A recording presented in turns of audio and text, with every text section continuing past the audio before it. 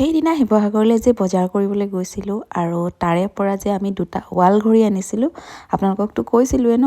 তো ব'লক আজি আপোনালোকক উলিয়াই পেলাই দেখুৱাওঁ মই কেনেকুৱা মানে ঘড়ীকেইটা আনিলোঁ। এইটো হৈছে আমাৰ মাৰ ৰুমৰ কাৰণে আনিছোঁ, মানে শাহুমাৰ ৰুমৰ কাৰণে।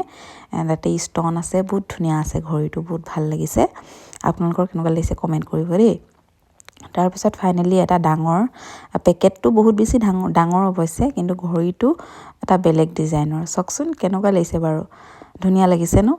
এই ঘড়ীটো আচলতে এই জেগাডোখৰত মই আপোনালোকক দেখুৱাই আছোঁ কোনডোখৰ জেগাত লগাম, আৰু সেই জেগাটুকুৰা আচলতে বহুত দিনৰ পৰা বাট চাই আছিলে যে এটা ঘড়ী লাগে বুলি।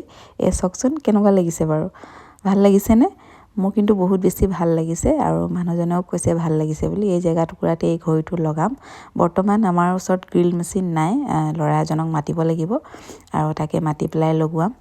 যিহেতু য'তে ত'তে ফুটা কৰিব নোৱাৰোঁ, কাৰণ ৱালকেইখন কালাৰ কৰি থোৱা আছে, আৰু আগতেও আমি গজাল মৰা নাই আচলতে ৱালত গজাল মাৰিলে মানে ৱালবোৰ বেয়া হৈ যায়, ভাঙি যায়। গতিকে আমি এটাও গজাল আমাৰ ঘৰখনত মানে মৰা নাই। এতিয়া ভাবিছোঁ গ্ৰিল মেচিন আনি লগাই ল'ম। আশা কৰিলোঁ ভিডিঅ'টো চাই ভাল পালে। আজিৰ ভিডিঅ'টো ইমানেই আছিলে। বাই।